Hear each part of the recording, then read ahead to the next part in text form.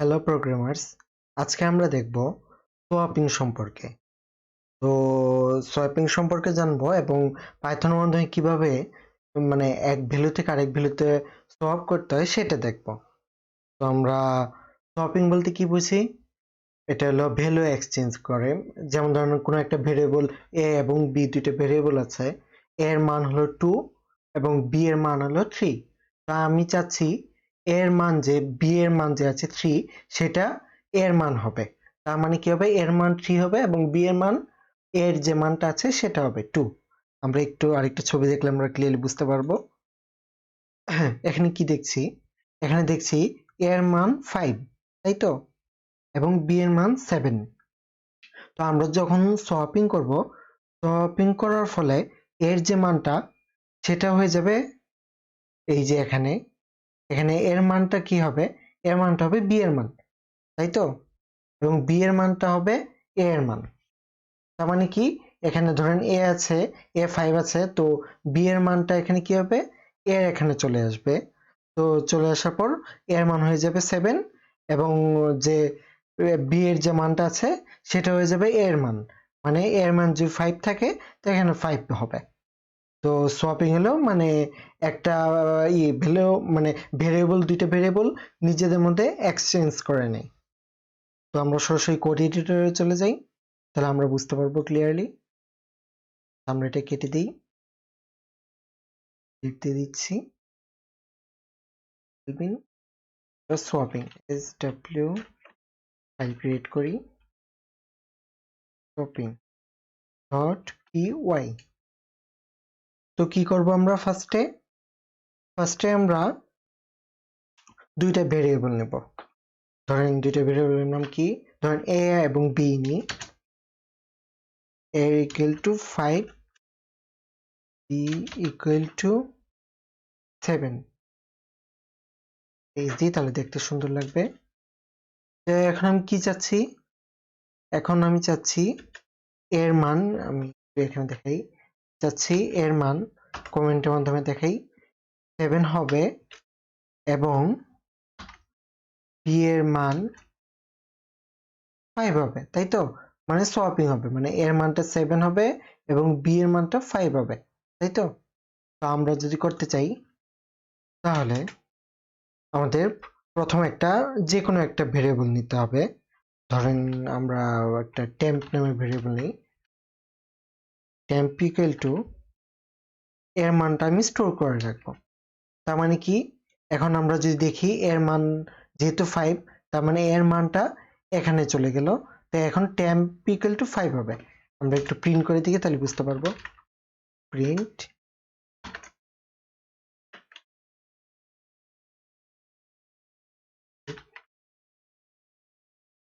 the temp value is temp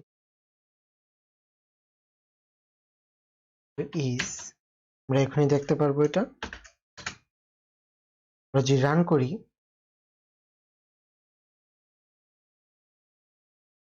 যদি এখানে run করি, এই তো এখানে টেম্পের ভ্যালু কি দেখাচ্ছে 5।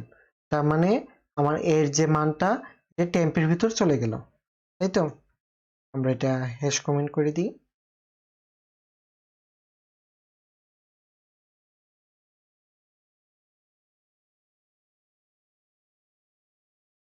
এখন আমি কি করব, এখন আমি এর যে মানটা a equal to b, তার মানে কি হবে, এখন b এর মানটা এর এখানে চলে যাবে। মানে b কত আছে, 7 আছে, তো 7টা আমি এতে পাঠিয়ে দেব। তার মানে কি করব, আমি এখানে যে বিটা এর এখানে চলে যাবে। তার মানে এর এখানে ওভাররাইট করে সেটা হবে কত, 7। আমরা যদি প্রিন্ট করে সহজে দেখাই, এখন আমরা দেখব এর মান কত হয়, 7 হবে। এই তো দেখছি, এই তো এর মান 7।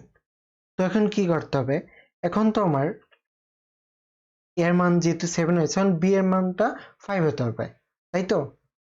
তো আমরা বি এর মান এখন কেন 5 হবে, এখন আমি যেহেতু এখানে এর মান 7 হয়ে গেছে, মানে ওভাররাইড করছে বি এর যে মানটা ভ্যালুটা আছে সেটা ওভাররাইড করে এ এর মান যে 7 হয়ে গেছে। এখন যদি আমি এর যে ভ্যালুটা মানে এখানে 7, এখন কিন্তু এর ভ্যালু 7, এখন যদি আমি বি তে দিই তাহলে তো কিন্তু কাজ করবে না, কারণ এখন তো আমি অলরেডি ওভাররাইড করেই ফেলছি এ। সেই জন্যই আমরা টেম্পের মানটা নিয়েছিলাম, মানে এর মানটা অন্য একটা ভেরিয়েবলে স্টোর করে রেখেছিলাম। এখন যদি আমি ওই এর যে মান 5, আমার কিন্তু এখন টেম্পের মান কিন্তু 5, তাই তো? মানে এর মান এবং টেম্পের মান এখন একই। এখন যেহেতু এ 7 হয়ে গেছে ওভাররাইট করে, তো আমরা এখন টেম্পের মান দিয়ে আমরা সরাসরি বি কে অ্যাসাইন করতে পারবো। তো আমরা কিভাবে, B equal to temp normally, তাই তো? তো কি করলো, এখন কি করলো, বি এর মান এখানে 5 আছে, তো 5টা বি এর ভিতর ওভাররাইট করে চলে গেল। এখানে বি ফার্স্টে মান ছিল 7, সেটা ওভাররাইট করে এখন 5 হয়ে গেল। ওকে, এখন যে আমি প্রিন্ট করি, print the, sorry, the row of a is, আমরা কি এ, এই লেখাটা লিখবো, কপি পেস্ট করে দিই,